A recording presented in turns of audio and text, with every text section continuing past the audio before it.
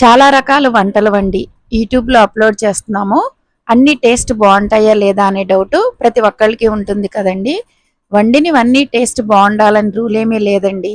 మనకు నచ్చిన ఇంట్లో వాళ్ళకి నచ్చనివి కూడా ఉంటాయి. అలాంటిదే ఈరోజు నేను వండిందండి. అదేంటో చూద్దామా? వెల్కమ్ బ్యాక్ టు అక్క చెల్లి ఒక కూతురు. కర్ర పెండలాన్ని ఉడకబెట్టుకొని తింటున్నాము. దీంతో ఫ్రై చేస్తే ఎలా ఉంటుందని ఆలోచన వచ్చింది. అంతే, వెంటనే కర్ర పెండలం ఉన్న పై తొక్కంతా తీసి దాన్ని ఇలా శుభ్రంగా కడుక్కొని ఇలా తురుముకున్నాను అనమాట. తురిమేటప్పుడే వట్టిది మొత్తం చాలా తిన్నామండి. సూపర్ టేస్ట్గా ఉంది. దీంతో ఫ్రై చేస్తే ఇంకా బాగుంటుంది కానీ ఆ ఉద్దేశంతో ఫ్రై మొదలు పెట్టాను. దానికోసం స్టవ్ వెలిగించి బాండీ పెట్టి ఆయిల్ వేసుకొని ఆయిల్ కాగాక తాలింపు గింజలు, వెల్లుల్లి రేకులు ఇవి కొంచెం ఫ్రై అయిన తర్వాత మనం తురుము పెట్టుకున్నాం కదండి, ఆ కర్ర పెండలాన్ని కూడా వేశాను. మామూలుగా అయితే కర్ర పెండలాన్ని సగ్గుబియ్యం తయారీకి వాడతారు కదండి, కానీ నేను ఇక్కడ ఫ్రై చేద్దామని మొదలు పెట్టాను అనమాట. దీన్ని ఆయిల్లో వేశాక వెంటనే కలపాలండి, లేకపోతే అది గిన్నెకి అంటుకుపోతుంది అనమాట. అది కొంచెం ఫ్రై అయ్యాక బారుగా కట్ చేసుకున్న ఉల్లిపాయ ముక్కలు, పచ్చిమిర్చి ముక్కలు వేశాను. ఇక్కడ కూడా నేను తప్పు చేశాను, అదేంటో లాస్ట్లో చెప్తానండి. ఉల్లిపాయలు పచ్చిమిర్చి వేసి కొంచెం మగ్గాక రుచికి సరిపడా ఉప్పు, దాంతోపాటు కారం వేసి ఇంకొకసారి కలుపుకొని ఇంకొంతసేపు ఫ్రై చేసుకుందాంలే అని ఉంచాను. ఈ కూరని అస్తమానం కలుపుతూ ఉండాలండి, లేకపోతే ఇది ముద్దలాగా ఒకే చోట వేగుతుంది కానీ మొత్తం విడివిడిగా అవ్వదండి. బాండికి కూడా అంటుకుపోతున్నట్టు అవుతుందన్నమాట. అందుకే దీన్ని కలుపుతా చూసుకుంటా ఉండాలి. క్యారెట్ తురుమును ఎలా ఫ్రై చేస్తామో అలాగే ఫ్రై చేసుకోవచ్చు కదా.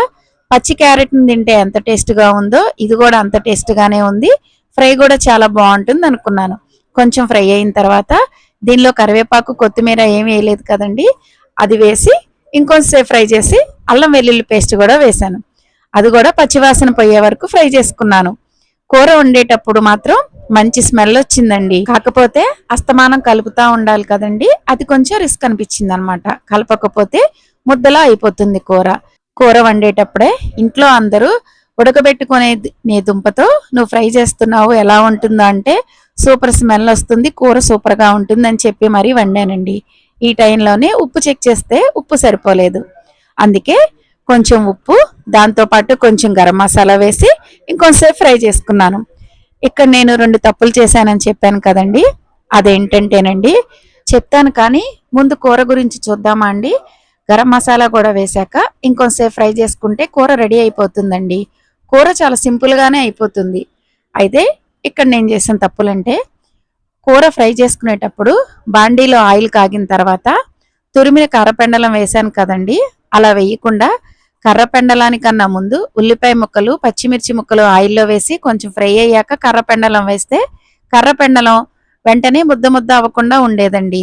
మరి ఇలా జరుగుతుందని నాకు తెలియదు కదండి. నేను చేసిన రెండో తప్పు ఏంటంటే అల్లం వెల్లుల్లి పేస్ట్ కూడా స్టార్టింగ్లోనే వేయాలి, అది కూడా లాస్ట్లో వేశాను కదా, అదొకటండి.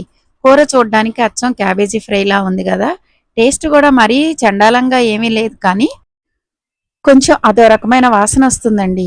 నేనైతే ఇష్టంగానే తిన్నాను, మిగిలిన వాళ్ళకి భయం వేసింది దీన్ని తినడానికి. దీన్ని బట్టి అర్థమైంది ఏంటంటేనండి, మనకు నచ్చినవి అందరికీ నచ్చాలని లేదు కదండి. అంతే. మా వీడియోస్ ఎలా ఉన్నాయండి? నచ్చితే లైక్ చేసి మా ఛానల్ని సబ్స్క్రైబ్ చేసుకోండి. Thanks for watching. నా వాయిస్ కొంచెం బాగాలేదు, ఇగ్నోర్ చేయండి ప్లీజ్.